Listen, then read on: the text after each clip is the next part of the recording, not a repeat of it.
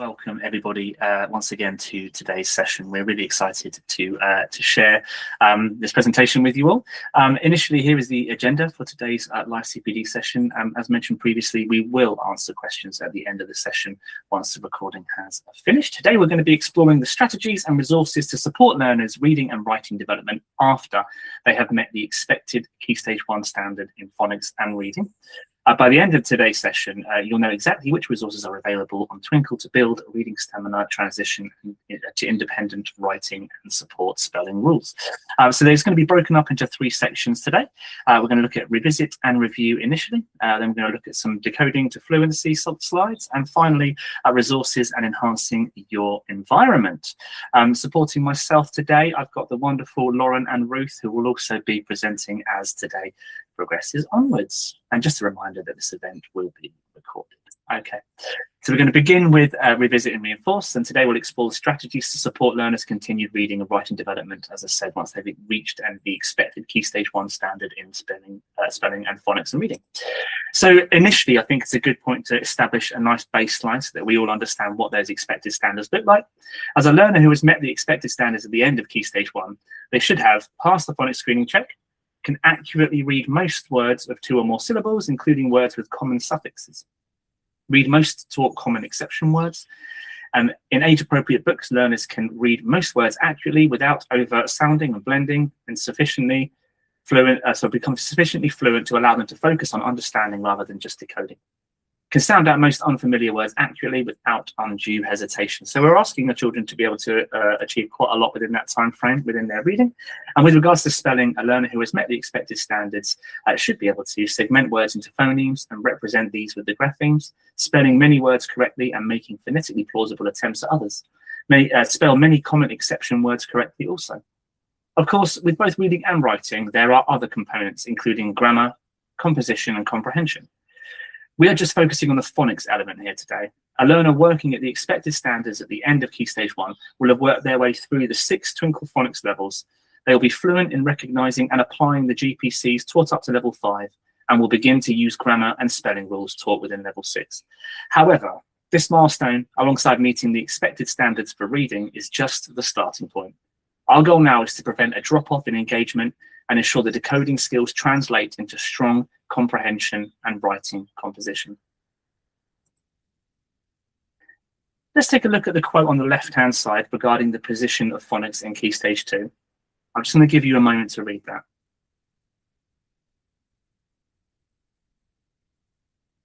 It is a vital reminder that spelling is significantly harder than reading. Because of that, the guidance is clear. Systematic spelling instruction must continue through Year 2 and right across Key Stage 2. The guidance is clear in lower Key Stage 2 that phonics knowledge should continue to underpin spelling even after they have moved out of Key Stage 1.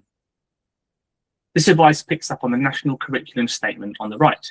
It emphasises that phonics knowledge should underpin spelling. We want to keep drawing their attention to GPCs, or sounds that they recognise, but also to the ones that are doing something unexpected.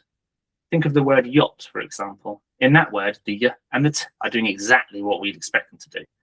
But the ACH in the middle is making the sound, making a sound they haven't encountered in that context before. As teachers, do we have the confidence to have those conversations, to ask, which sounds do you recognise here? Which ones look a little bit different? It's about having that dialogue to help them navigate those irregularities. To support this, our spelling scheme intentionally runs 1 level behind the main phonics program. This is because reading is recognition, but spelling is recall. We wait until a child has total fluency in reading a sound before we ask them to be able to spell it. It's all about reducing cognitive load. Ultimately, spelling shouldn't be a 20-minute isolated slot. It needs to happen at the point of writing. EYFS in Key Stage 1 build the foundation. Our job in Key Stage 2 is to keep that foundation alive in every single lesson. Looking briefly here at the glossary, you'll see terms like phoneme and grapheme. Now, your learners might know these simply as sounds and letters. That is absolutely fine. They don't necessarily need to know the technical labels. What we need to know, however, is exactly which language they are familiar with. The reason we spend so much time talking about consistency is because of working memory. We want learners to feel comfortable. We don't want them to use up all of their brain power trying to figure out what a phoneme is, because that prevents them from actually accessing the key objective of your lesson. If saying sound means they stay with you and keep up with the pace, then that is the word to use. A great way to manage this is to use a resource like the Twinkl Phonics glossary, which you'll see on the right-hand side of this slide. You can decide as a team then, these are our terms, and put that right into your school policy so that every staff member is on the same page. It's about being consistent throughout the entire school day in every subject. Whether you're modeling a spelling in science and asking what sounds can I hear or what phonemes can I hear, just ensure to stick to it. This also helps cover teachers or new staff. Having that glossary near the desk or in the staff room ensures that everybody is referencing the same language of the school. Our job in Key Stage 2 is to ensure that children are secure with their terminology by explicitly linking it to their Key Stage 1 experience. A familiar friend from Key Stage 1, we'd hope, that carries a huge weight in Key Stage 2 is the phoneme frame, which you'll see at the top of this slide. These aren't just for early years, they are a fantastic resource for exemplifying and supporting segmenting as words become more complex. For many learners, particularly those with additional needs, a phoneme frame can provide the visual structure they need to organize their thinking. Take a look at how we can use these for more advanced patterns, for example, split digraphs. By using the smile line and an open box at the end, as you can see here with the word complete, we give a clear visual cue for that split sound. It helps the learner to see the relationship between those letters, even when they are separated by a consonant. It turns an abstract rule into a concrete visual map. Finally, a really practical tip to ensure you aren't spending your entire Sunday making resources. You can just use the maths grid. It follows the same fundamental rule, one sound per box, but is a generic grid that can be used for any word. It means children can always access this scaffold when they need it, but because it isn't custom fit to the word, they aren't overly relying on the boxes to tell them the answer. They have to do the segmenting work for themselves, using the grid as a guide rather than a crutch. Now, in your setting as well, you might not use sound buttons as a default for every piece of writing. And that's exactly as it should be. However, they are a fantastic in-the-moment scaffold. So now we're looking at the writing section towards the bottom half of this slide. Using sound buttons, take the word like obvious. For many of our learners, reading this word carries an incredibly high cognitive load because we are asking their brains to do 3 or 4 things at once. They have to recognize the individual GPCs they already know. They have to acknowledge that the grapheme I is making the E sound here, and they have to spot that the suffix and recognize that it is making the us sound. That's a lot of heavy lifting for their minds. If you see a learner struggling with a word like this, we can instantly lower that cognitive load. We don't necessarily need to dot and dash the whole word. Sometimes simply adding a soundbar under a specific part of the word, like the us here in obvious, is enough to give them a clue they need to decode the rest independently. It's about being clever with our support. We aren't doing the work for them. We are just clearing a path so they can apply the skills they already have. When you're circulating during a writing task, do you have a pen ready to quickly add a soundbar to a tricky tier 3 word? It's a tiny intervention that can prevent a child from switching off when the vocabulary gets dense.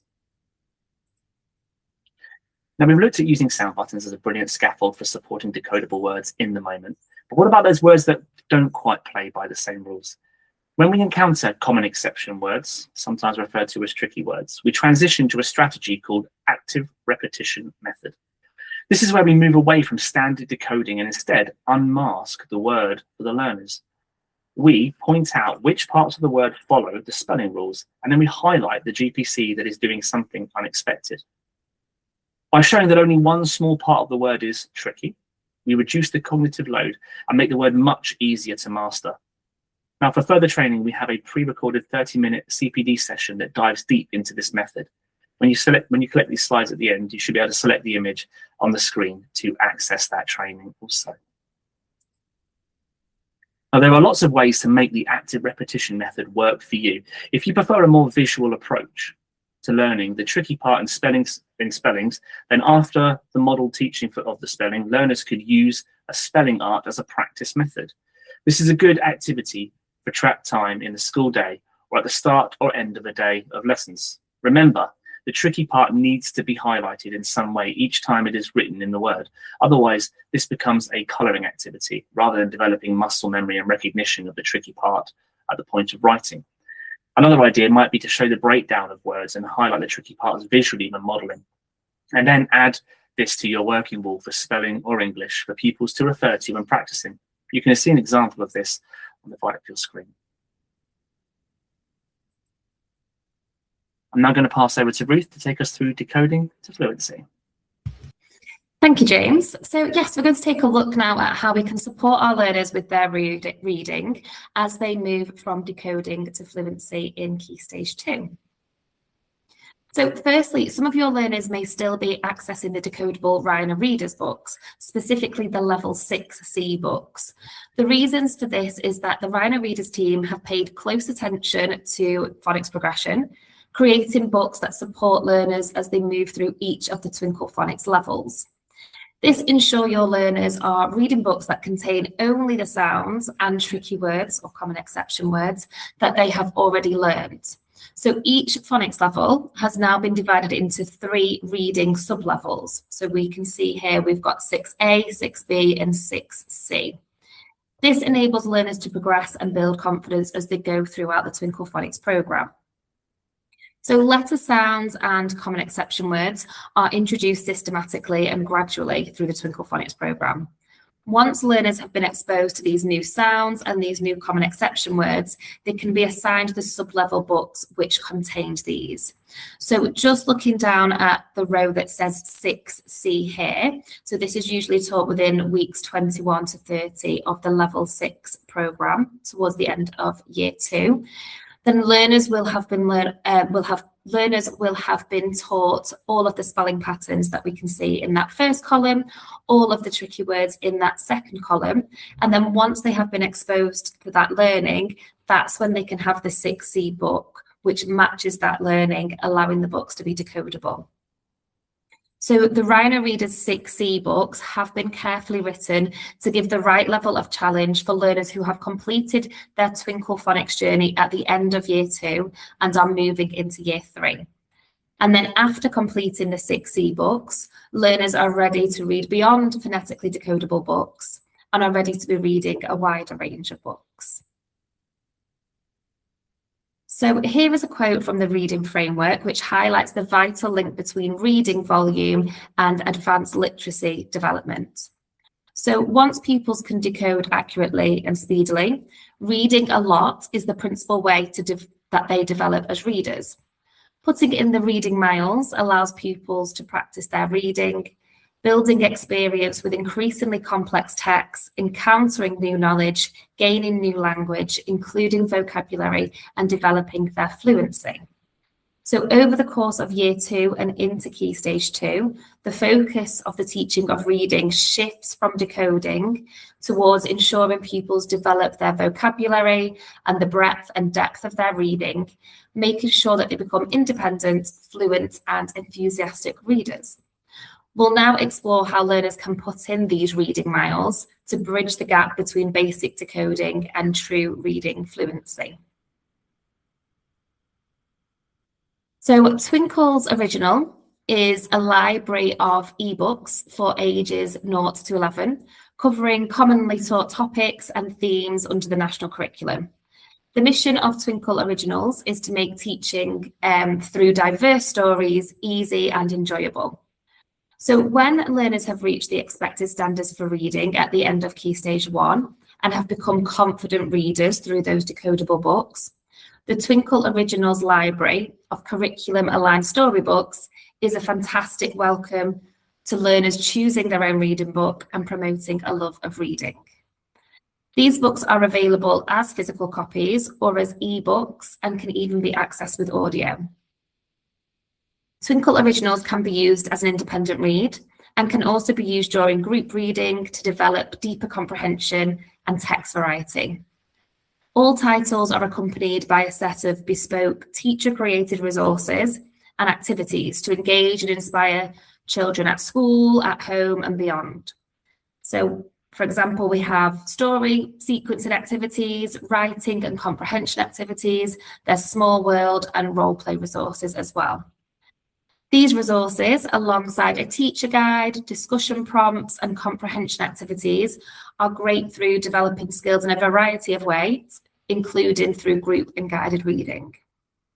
And additionally, the original books are also a great resource for whole class reading, to bring the class together, to enjoy a story, model reading aloud, as well as a useful tool to introduce or support a topic or other subjects across the curriculum. Leap into Chapters is part of Twinkl Originals. It is a collection of fun and engaging short stories, ideal for newly independent readers. So this offering is designed to plug the gap between picture books for Key Stage 1 and then longer stories for Key Stage 2.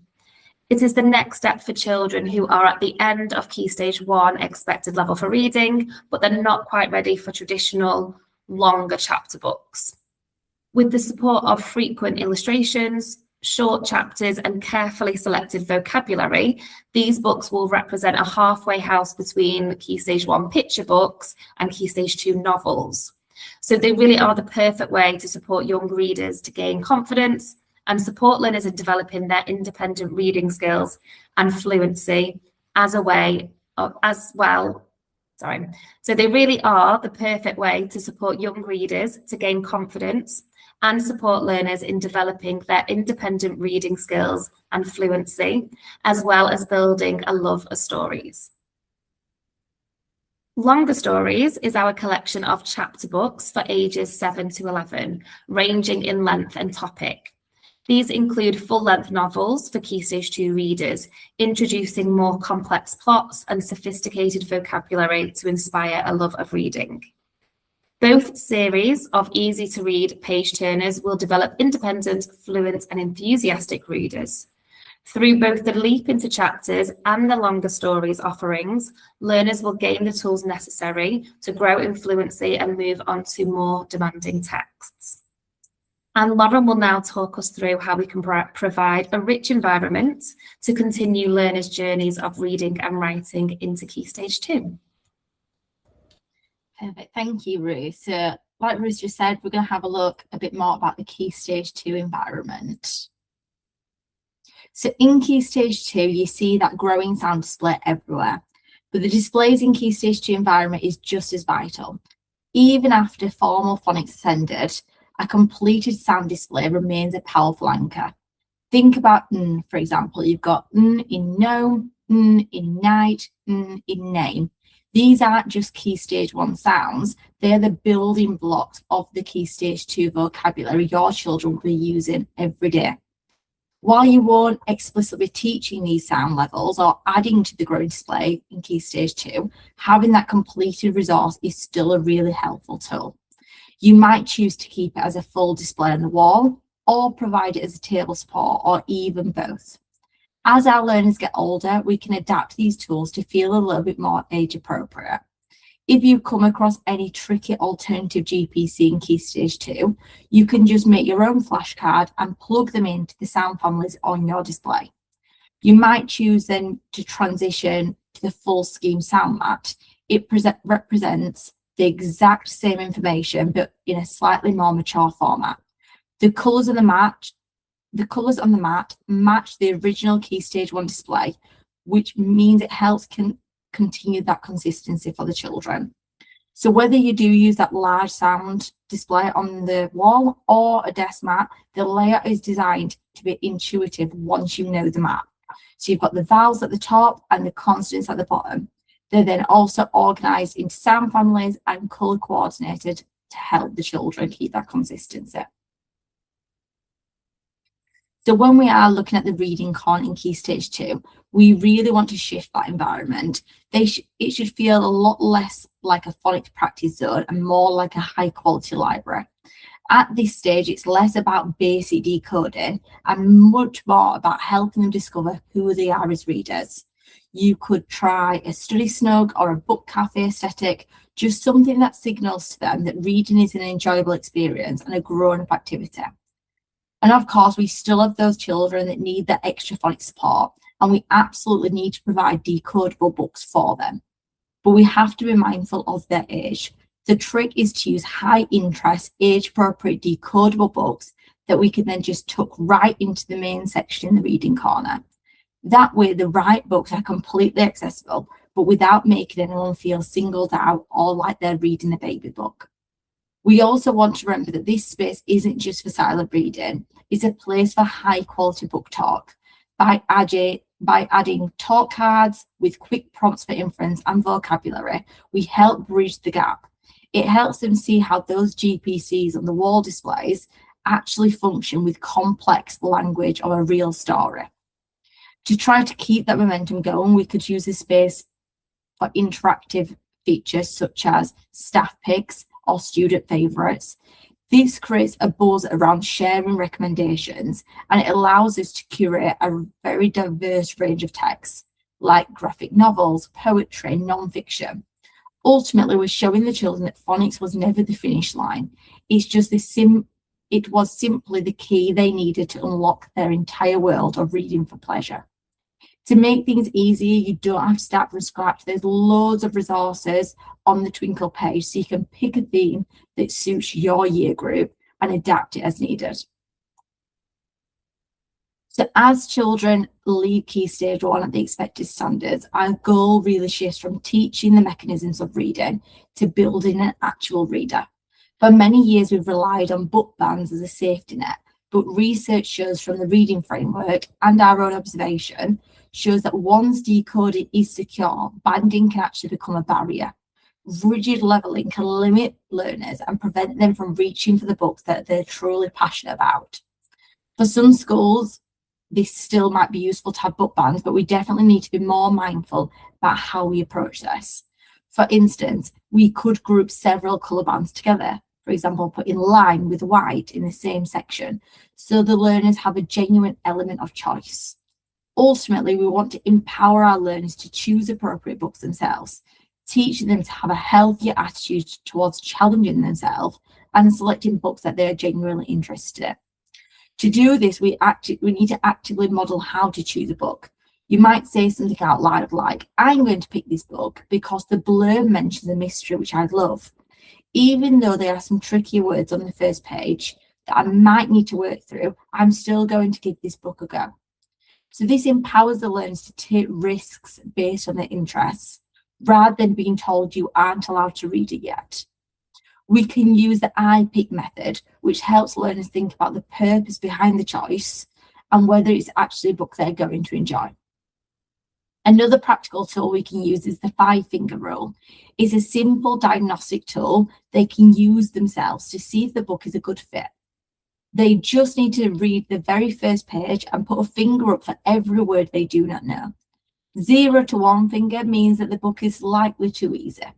2 to 3 fingers means it's that Goldilocks book, just right for their growth. And 5 fingers, well, that tells you the book is something that they need to enjoy with an adult for now, because it might be a little bit tricky to read alone and read by themselves just at the minute. That brings us to the end of this CPD event. It's always helpful to connect with other people who are also using the programme. So our Twinkl Phonics School Support Group is an exclusive Facebook group specifically for schools using the scheme. It's a great space for connecting with other schools, but it also gives you a direct line of contact to the Twinkl Phonics trainers and the wider team.